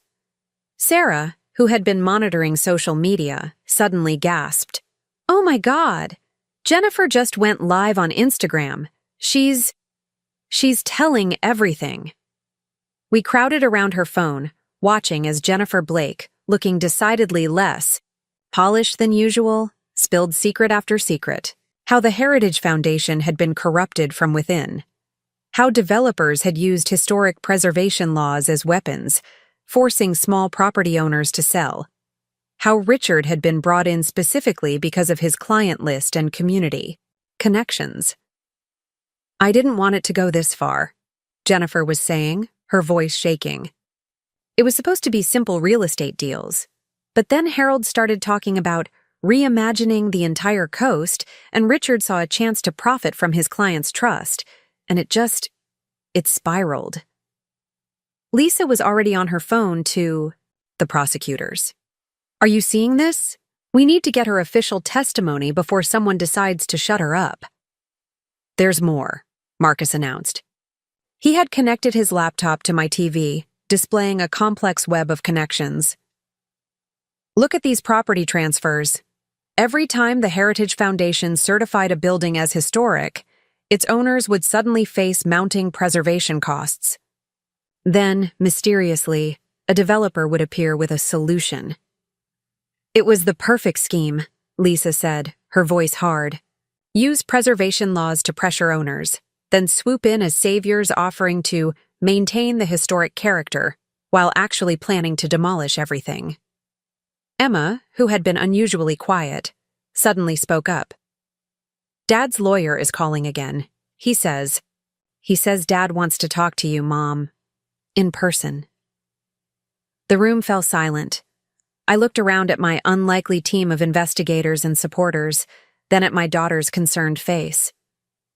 Tell him, I said finally, that I'll meet with Richard on one condition. He doesn't just confess to what he did to me, to our family. He exposes everyone involved in this scheme, going back decades, every corrupt official, every fraudulent certification, every family that's been pressured or cheated out of their home. Catherine, Lisa cautioned, are you sure? Some of these people are very powerful. I thought about my house, about all the other historic homes along the coast, about the communities that had been destroyed and the families that had been uprooted. Yes, I said firmly. It's time to tear down this whole corrupt system. And Richard's going to help us do it, whether he wants to or not. The Cumberland County Jail was a stark contrast to the elegant historic homes Richard had spent years plotting to destroy. I sat in the sterile visiting room, Lisa beside me waiting. We'd insisted on recording the conversation, a condition Richard's lawyers had initially resisted, but ultimately accepted. When they brought him in, I almost didn't recognize him. Gone was the polished financial advisor with his tailored suits and confident smile. This Richard was haggard, his silver hair unkempt, his prison jumpsuit hanging loose on his frame. Only his eyes were the same, calculating, always calculating. Catherine, he said softly, sitting down across from me. Thank you for coming. I'm not here for you, Richard, I replied, keeping my voice steady. I'm here for the truth. All of it. He nodded, glancing at Lisa and the recording device between us. I know. That's why I asked to see you. There are things you need to understand. Like how you used our daughter's wedding to announce selling my home? Or how you betrayed your client's trust? Or maybe how you've been part of a decades-long conspiracy to destroy historic communities? Richard flinched at each accusation, but didn't deny them. It wasn't supposed to be like this, he said finally. When I joined the Heritage Foundation Board, it was just supposed to be networking, making connections. But then I saw how it really worked, how much money could be made if you knew the system. And that justified everything? I demanded. The lies, the manipulation, using your position to target vulnerable clients? You don't understand. He leaned forward, his voice urgent. The foundation. It's not just about real estate. Some of New England's most powerful families are involved. Old money, old secrets. They needed someone like me, someone with connections to smaller property owners, someone who could help them expand their influence. Lisa spoke up for the first time. And Jennifer Blake? How does she fit into all this? A bitter smile crossed Richard's face. Jennifer was Harold's protege long before I met her. She'd been working this scheme in other states, helping developers use preservation laws as weapons. When Harold introduced us, it wasn't about romance, it was about business. She needed my client list. I needed her connections. And our house? I asked, my voice hard. Was that business too? That was... He hesitated. That was meant to be a statement. The foundation wanted to prove they could acquire any property, no matter how well protected. Your activism in the preservation community made our house the perfect target. I felt the anger rise in my throat. Our house? You lost the right to call it that the moment you tried to sell it behind my back. Catherine, please. He reached across the table, but I pulled back. I can help make this right. I have documents, records going back years, names of everyone involved, details of every fraudulent deal. Why now? Lisa asked sharply. Why are you suddenly willing to talk? Richard's facade cracked slightly. Because they're going to turn on me. Harold, Jennifer, the foundation, they're all looking for deals. And I'm the easiest target, the corrupt financial advisor who betrayed his clients. They'll pin everything on me if they can. So this isn't about doing the right thing, I said coldly. It's about saving yourself. Does it matter? He countered. The information is real. Names, dates, transactions, everything you need to expose the whole system, even things you haven't discovered yet. My phone buzzed, a text from Marcus. Jennifer's testimony just implicated 3 state senators and a federal judge. This is bigger than we thought. I showed it to Lisa, who nodded slightly. We'd discussed this possibility, that the corruption might reach into the highest levels of state government. All right, Richard, I said finally. Start talking. But understand something. This isn't a deal. This isn't forgiveness. This is you finally doing what you should have done years ago, telling the truth. For the next 2 hours, Richard laid out the entire scheme. How the Heritage Foundation had been corrupted from within, its preservation mission twisted into a tool for developers. How certain families had maintained their power by controlling which properties could be preserved and which could be destroyed. How Richard himself had been groomed to exploit his position as a trusted financial advisor. The Foundation's annual gala next month, he said, his voice tired. That's when they're planning to announce their biggest project yet, a complete reimagining of the entire New England coast. Historic districts rezoned, preservation laws rewritten, whole communities transformed. Lisa was taking rapid notes. We'll need proof. It's in a safe deposit box, Richard replied. Account, number, and key location are hidden in my office at home, in the false bottom of the leftmost desk drawer. I've been keeping insurance for years, just in case. As we stood to leave, Richard called out one last time. Catherine, I know it doesn't matter now, but I am sorry. Not just for the house, but for everything. I turned back to look. At him. This stranger who had shared my life for 30 years, who had helped raise our daughter, who had betrayed everything we'd built together. You're right, Richard. It doesn't matter. But the truth does. And now, finally, everyone's going to know it. Back at my house, the team gathered to process Richard's revelations. Marcus had already retrieved the documents from the safe deposit box, and what we found was explosive. Years of detailed records, photos, emails, contracts, even recorded conversations, all meticulously organized and annotated. He really was keeping insurance, Sarah marveled, spreading documents across my dining room table. Look at this. Every corrupt deal, every bribed official, every threatened homeowner. He documented everything. Lisa was on the phone with federal prosecutors, her voice tight with controlled excitement. Yes, we have it all. No, this goes way beyond real estate fraud. We're talking about RICO charges, corruption at every level of state government, possibly even federal involvement. Emma sat beside me, scanning through a list of names. Mom, these are people we know. People who've been to our house for dinner. People who've been destroying communities for profit, I finished grimly. Using preservation laws to line their own pockets while forcing families out of their homes. Marcus looked up from his laptop. The Foundation's gala is in 3 weeks, According to these documents, they're planning to announce something called the Coastal Heritage Initiative. It's massive, rezoning entire historic districts, changing preservation laws, essentially giving developers free rein to destroy anything they want. Not if we can help it. Margaret's voice came from the doorway. She strode in, looking energized despite the late hour.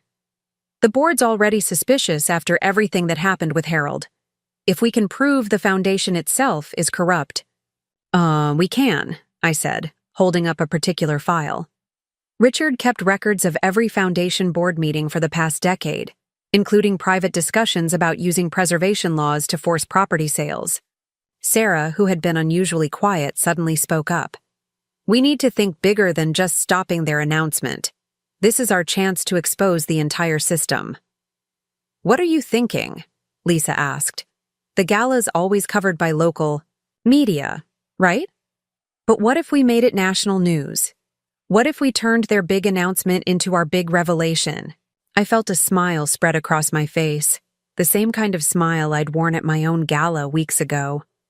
Like we did with Richard and Jennifer's Naples announcement? Exactly, Sarah nodded. But bigger. We have all the evidence now. We can show exactly how they've been corrupting the system, who's been involved, how many families they've hurt. Marcus was already typing. I can coordinate with news outlets. After what happened with Whitman Development, they'll be all over this, especially with these names involved. We'll need protection, Lisa cautioned. These people won't go down without a fight. Some of them have serious political connections. Already handled, Margaret said smoothly. I've been in touch with certain federal agencies. They're very interested in what we've uncovered. Apparently, they've been trying to build a case against some of these families for years. Emma, who had been reading through more documents, suddenly gasped. Mom, look at this. The foundation wasn't just targeting individual properties. They were planning to essentially rewrite preservation laws across the entire Northeast. They were going to use our house as the test case, prove they could force a sale even with historic protection in place. The implications were staggering. This wasn't just about real estate or even corruption. This was about systematically dismantling the protections that kept historic communities intact, that preserved our shared heritage. 3 weeks, I said finally. 3 weeks to organize everything, coordinate with law enforcement, prepare the media, and make sure we have ironclad evidence against everyone involved, Lisa added. We can't leave any loopholes they could use to escape. Sarah was already on her phone, her social media expertise turning to a new purpose. We need to start laying the groundwork now. Get people talking about historic preservation, about community rights, about the importance of protecting our heritage. I can help with that, Emma offered. James's newspaper connections, plus all the attention from what happened at my wedding. We can use it to build interest in the story. Margaret nodded approvingly. And I can work my society connections, get people asking questions about the foundation, about certain board members' recent property acquisitions. As my allies, my friends, planned our final move, I walked to my piano room. The evening light filtered through the stained glass windows, casting colored patterns across the floor. This room, this house, had become more than just my home. It had become a symbol of resistance against corruption, a rallying point for everyone who'd ever faced similar threats. My phone buzzed. Another message from Richard's lawyer. He's willing to testify, to name names, to confirm everything in those documents. Tell him, I typed back, that his testimony won't change anything between us, but it might help save other families from going through what we did. Looking around at my team, I felt a fierce pride. Richard and his cronies had thought they could destroy communities with impunity, that their money and connections would protect them forever. In 3 weeks, they'd learn just how wrong they were. The night of the Heritage Foundation's annual gala arrived clear and cold, with an autumn crispness in the air that seemed to sharpen every sense. I stood in front of my mirror, adjusting the emerald green evening gown Sarah had insisted I wear. "If we're going to take down the corrupt elite," she'd said, "we might as well look fabulous doing it." My phone hadn't stopped buzzing all day.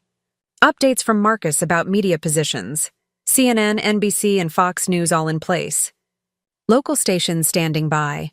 New York Times has 3 reporters on site. From Lisa.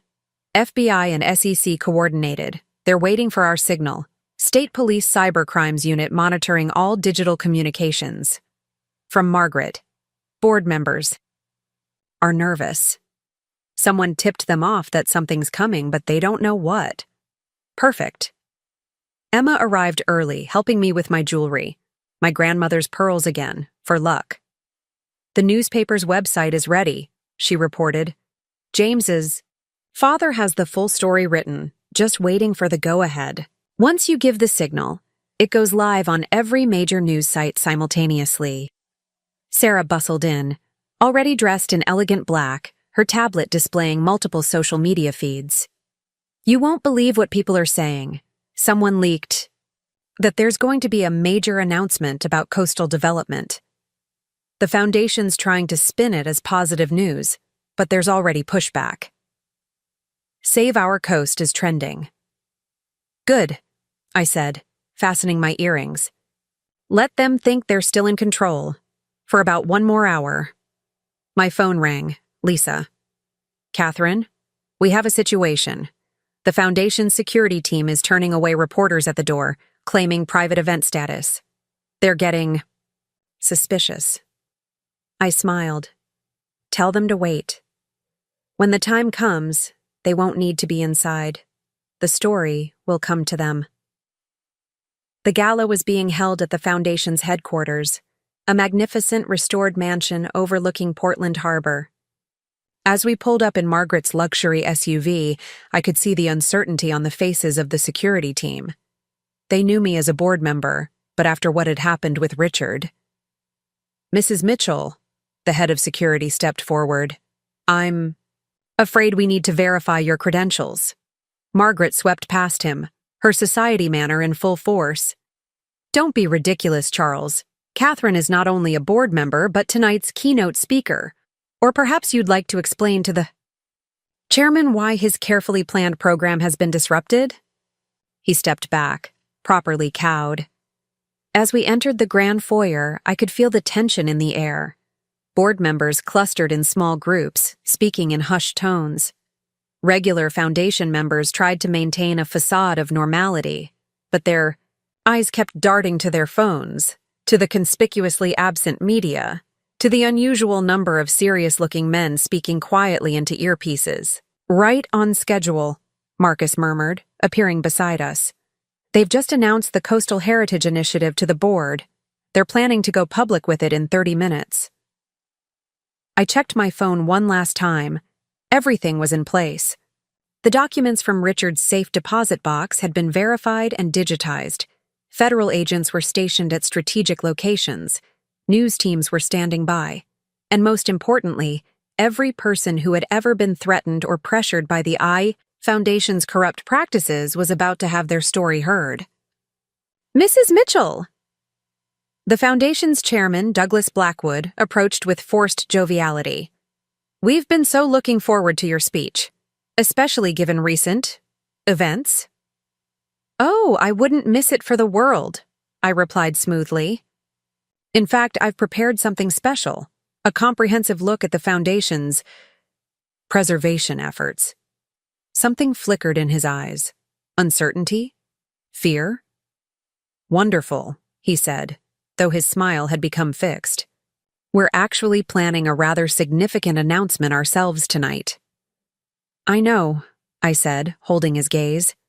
"The Coastal Heritage Initiative. It's quite ambitious, isn't it? Rewriting preservation laws, rezoning historic districts, streamlining the protection process." He took a half step back. "How did you—" "Oh, I've learned quite a lot recently," I continued, my voice carrying just far enough to draw attention from nearby groups. "About preservation, about development, about how certain people use their positions to profit from destroying historic communities. The room had gone quiet, all pretense of casual conversation abandoned. I could see board members reaching for their phones, probably trying to contact lawyers or PR teams. But it was too late. Sarah gave me a subtle nod. Our preparations were complete. Margaret positioned herself near the main exits, where security. Teams would find it difficult to interfere. Lisa's phone lit up with a message from the federal agents. "Ready when you are." I turned back to Douglas, whose face had gone pale. "You know, it's interesting. When my husband tried to sell my house without my consent, I thought it was just about greed. I had no idea it was part of something so much bigger, so much more corrupt." "Catherine," he said, his voice low and warning, "think very carefully about what you're about to do." I smiled. Not a nice smile, but the same one I'd worn the night I exposed Richard's schemes. "Oh, I have thought about it. For weeks. And now it's time for everyone else to think about it too." With perfect timing, the grand ballroom's screens flickered to life, Marcus's handiwork. Gone were the Foundation's planned presentation slides about the Coastal Heritage Initiative. Instead, documents began to appear. Internal emails, board, meeting minutes, financial records, all revealing the true nature of their preservation efforts. "Ladies and gentlemen," I said, my voice carrying across the now silent room, "I believe it's time for a different kind of announcement. One about how this foundation has betrayed its mission, its communities, and every principle of historic preservation it claims to uphold." Douglas lunged for his phone, but it was too late. Sarah's social media campaign had already launched. Outside, news vans were going live. Every major network, every local station, all broadcasting simultaneously. "For years," I continued, as more documents appeared on the screens, "this foundation has used its position to force property sales, manipulate zoning laws, and destroy historic communities for profit. My own home was meant to be their crowning achievement, proof that no property was beyond their reach, no historic designation safe from their influence." "Security!" Douglas barked, but Margaret's carefully placed allies blocked the doors. The FBI agents who had been posing as waiters now revealed their badges. "But it wasn't just about my house," I went on, my voice steady. "It was about every family who's been pressured to sell, every community that's been torn apart, every piece of history that's been erased for profit." The screens now showed a map of the New England coast, red pins marking every property the Foundation had targeted. As we watched, blue pins began appearing, properties already lost, communities already destroyed. "Mrs. Mitchell," a board member stepped forward, his face ashen, "these are very serious accusations." "They're not accusations," Lisa interrupted smoothly, joining me at the front of the room. "They're documented facts, facts that federal prosecutors are very interested in." As if on cue, more FBI agents entered the ballroom. Outside, we could hear the commotion as news crews pushed past security, cameras rolling. "Did you really think no one would notice?" I asked, addressing the board members directly. "Did you think you could hide behind preservation laws while systematically destroying the very things those laws were meant to protect?" The screens now showed faces, families who had lost their homes, community leaders who had been threatened, honest officials who had been pushed out when they refused to cooperate. "Catherine," Douglas tried one last time, his voice desperate, "think about what you're doing. The Foundation's reputation?" "The Foundation's reputation?" I laughed. "You mean the reputation you've used as a weapon? The one you hide behind while destroying communities?" Emma appeared at my side, tablet in hand. "It's gone viral, Mom. Every major news outlet is carrying the story. The governor's office just announced an emergency investigation. 3 state senators have already issued statements distancing themselves from the foundation." Sarah was monitoring social media. Foundation fraud is trending nationwide. People are sharing their own stories of being pressured to sell historic properties. It's a flood. I turned back to Douglas and the board members, many of whom were now frantically speaking with lawyers on their phones. You know what the truly ironic thing is? You've spent years trying to erase history, but tonight, you're making it. This will be remembered as the night the truth finally came out. Federal agents have seized the Foundation's servers, Marcus O. reported from his laptop. They're finding even more than what Richard gave us. Offshore accounts, shell companies, evidence of bribes going back decades. The room erupted in chaos as agents began approaching specific board members. Douglas, his face now the color of old paper, was already being read his rights. Others were trying to delete files from their phones, only to find their devices locked by the cybercrimes unit. Margaret stepped forward, her voice carrying over the commotion. As a major donor to this foundation, I move for an immediate suspension of all current board members pending investigation. Do I have a second? Hands shot up across the room. Other donors, community members, people who had watched helplessly as their neighborhoods were carved up for profit. The motion passes, Margaret declared with satisfaction. And I believe the FBI has some questions for several of you. As federal agents led Douglas and others away, I felt Emma's hand slip into mine. Mom, are you okay? I looked around the ballroom where, just weeks ago, I had exposed Richard's betrayal. Now I had helped expose something even bigger, a conspiracy that had threatened not just my home, but countless others. You know what? I said, watching as reporters swarmed into the room, cameras flashing. I really am. Sometimes the best way to preserve history is to make some of your own. The days following the Foundation's gala passed in a whirlwind of activity.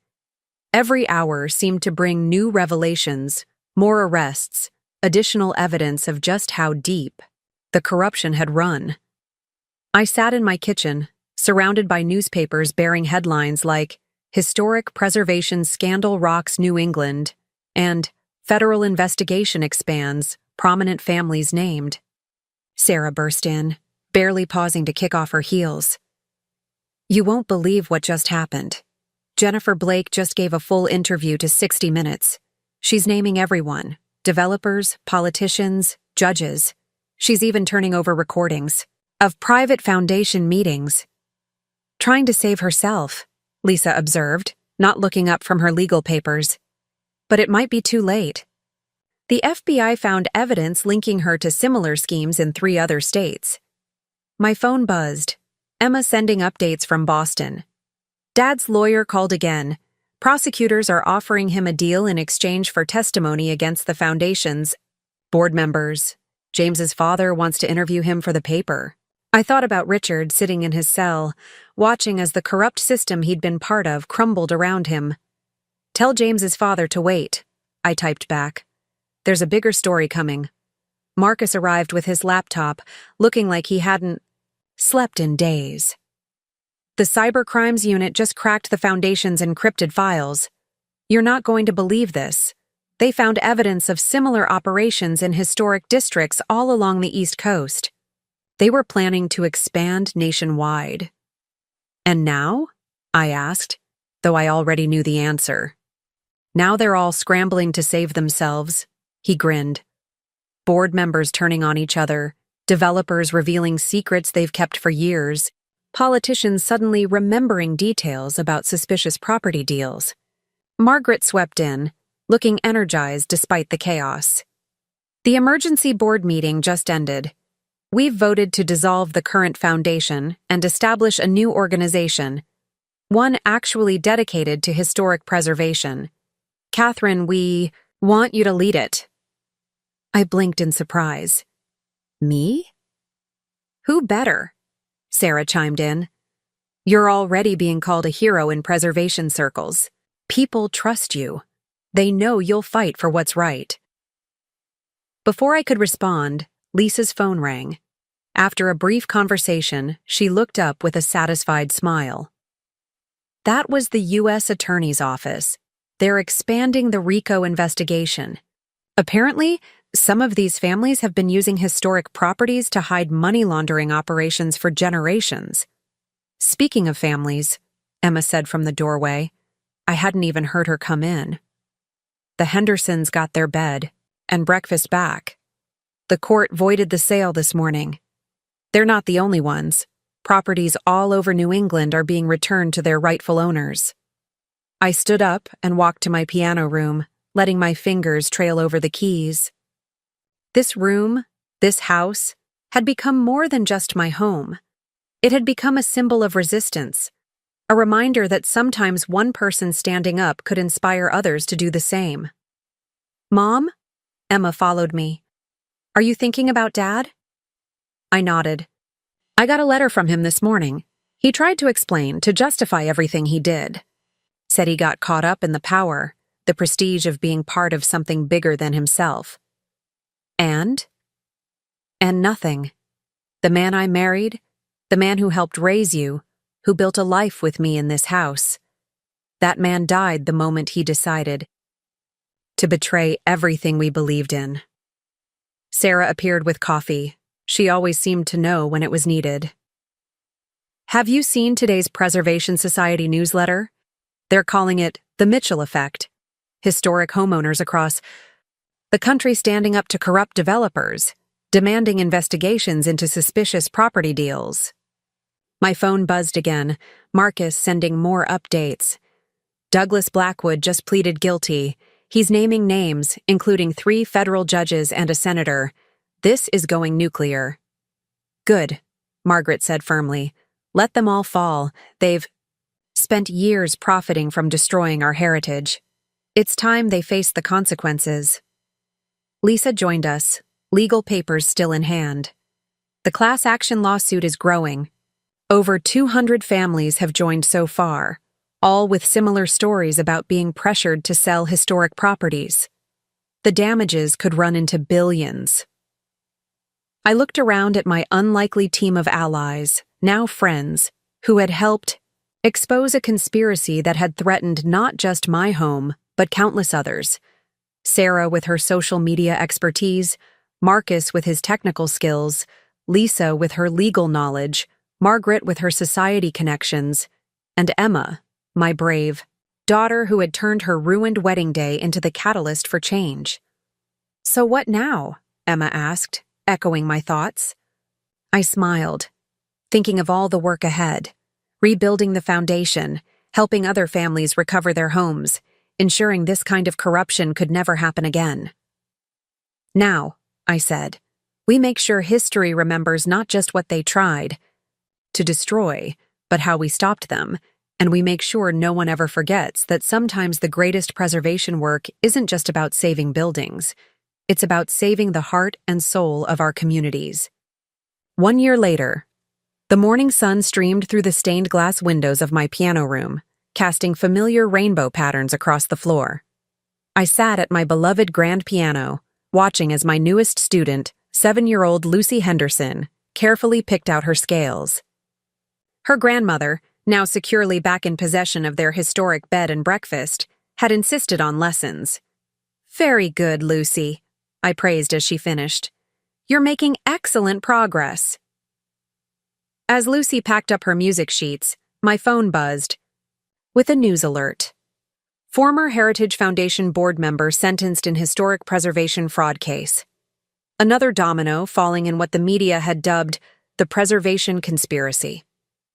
The investigation had grown far beyond New England, exposing similar schemes across the country. "Mrs. Mitchell?" Lucy's voice pulled me back to the present. "Is it true what Grandma says? That you saved all the old houses?" I smiled, thinking of how much had changed in a year. "Not just me, sweetheart. A lot of brave people helped expose the truth." After Lucy left, I walked through my house, my home, touching familiar surfaces, remembering everything that had happened. The kitchen where we'd planned our strategy, the dining room where we'd pored over Richard's documents, the porch, where I'd first realized something was wrong. Sarah arrived with our morning coffee, a daily ritual now. Have you seen the latest Preservation Society numbers? Membership has tripled since we reorganized. People really believe in the mission. Now. Speaking of believing, Margaret swept in, elegant as ever. The new foundation's first major project is ready to launch. 5 historic districts fully protected, with community oversight to prevent any future corruption. My phone lit up with a text from Emma. Mom, turn on CNN. They're doing a special report on Dad's testimony. I switched on the TV just in time to see Richard, looking older but composed, describing how the corruption had spread through New England's preservation community. He was serving his sentence at a minimum security facility, his cooperation having earned him some leniency. We hadn't spoken since that day in the prison visiting room, and I doubted we ever would again. Hard to believe it's been a year, Lisa said, joining us with her ever-present legal files. The class action suit is finally settled. Over 300 families compensated, dozens of properties returned to their rightful owners. And Jennifer Blake? I asked, though I already knew the answer. Serving 10 years, Marcus replied, looking up from his laptop. Her testimony helped bring down some big players, but the judges weren't feeling very lenient. Turns out she'd been running similar schemes since college.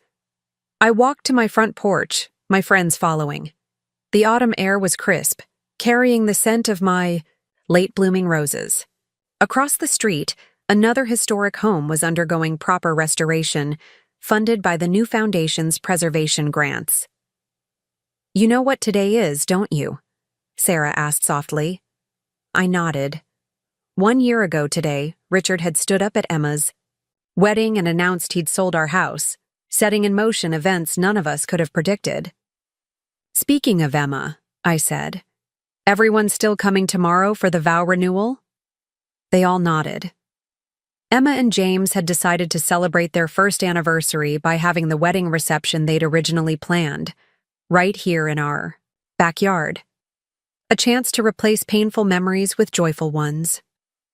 My phone buzzed one last time, a message from an unexpected source. Harold Whitman's ex-wife, the personal trainer he'd used as cover for his affair with Jennifer. Thought you'd want to know? Harold's corruption trial starts next week. Need another front row seat? I smiled, remembering how she'd joined our cause once the truth about her ex-husband's deception came out. Another ally in our growing network of preservation advocates. You know, Margaret mused, sipping her coffee, when I first joined your crusade, I thought it was just about exposing Harold and saving some old houses. I never imagined we'd end up revolutionizing historic preservation across the country. The Mitchell effect, Sarah quoted, referencing the term that had become common in preservation circles. One woman's stand against corruption becoming a national movement. Not just one woman, I corrected her. Look at us, a society maven, a social media expert, a lawyer, a tech genius, and a piano teacher. Who would have thought we'd end up changing history? Speaking of history, Lisa interjected, the governor's office called. They want you to chair the new State Historic Preservation Commission. A chance to make sure nothing like this ever happens again. I looked out at my neighborhood, at the historic homes that had been saved, at the communities that remained intact. Richard had tried to take everything from me, but in doing so, he'd set me on a path to saving so much more than just my own home. You know what the funny thing is? I said finally. Richard always claimed I was too focused on the past, too committed to preservation. He never understood that preserving history isn't about living in the past. It's about protecting our future, about making sure the stories of our communities, our families, our homes live on. As my friends murmured agreement, I thought about all the changes the past year had brought. I'd lost a husband but gained an army of allies. I'd faced betrayal but found strength I never knew I had. And most importantly, I'd learned that sometimes the biggest victories come not from fighting alone, but from inspiring others to stand up and fight alongside you. So, Sarah raised her coffee cup. Here's to the future of preservation. No, I corrected, raising my own cup. Here's to preserving our future, one historic home at a time.